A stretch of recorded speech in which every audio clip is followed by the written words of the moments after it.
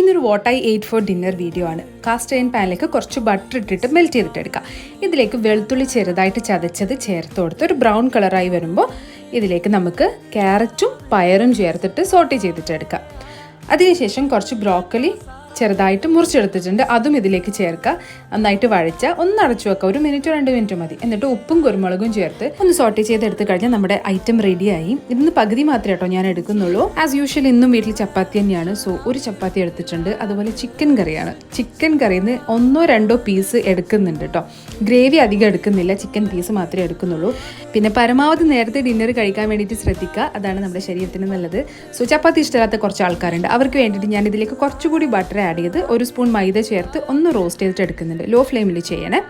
ഇതൊന്ന് വറന്ന് വരുമ്പോൾ നമുക്ക് ഇതിലേക്ക് 1 ഗ്ലാസ് പാല് ചേർത്ത് കൊടുക്കുക, സാധാരണ പശുവും പാല്. എന്നിട്ട് ഇതൊന്ന് തിളപ്പിച്ചിട്ടെടുക്കാം. ഇതിൽ കുറച്ചുകൂടി കുരുമുളക് ആഡ് ചെയ്യുന്നുണ്ട്. ഉപ്പ് നോക്കി ചേർത്ത് കൊടുക്കാം കേട്ടോ. ഇതുപോലെ കുറുകി വരുമ്പോൾ ഈ ഒരു തിക്നെസ് മതി. വരുമ്പോൾ ഞാൻ കുറച്ച് മക്രോണി ഇവിടെ വേവിച്ച് വെച്ചിട്ടുണ്ട്, അത് നമുക്ക് ഇതിലേക്ക് ചേർത്ത് കൊടുക്കാം. സംഭവം പാസ്തയാണ് കേട്ടോ ഉണ്ടാക്കുന്നത്. സിമ്പിളായിട്ട് തയ്യാറാക്കാൻ പറ്റും, കുറച്ചൊരു ഹെൽത്തി വേയിൽ. സോ ഇതാണ് നമ്മുടെ 2-in-1 ഡിന്നർ റെസിപ്പി. ഇതുപോലെയുള്ള തട്ടിക്കൂട്ട് റെസിപ്പീസ് നിങ്ങളും ട്രൈ ചെയ്ത് നോക്കാറുണ്ടെങ്കിൽ താഴെ ഒന്ന് കമൻറ്റ് ചെയ്യണേ.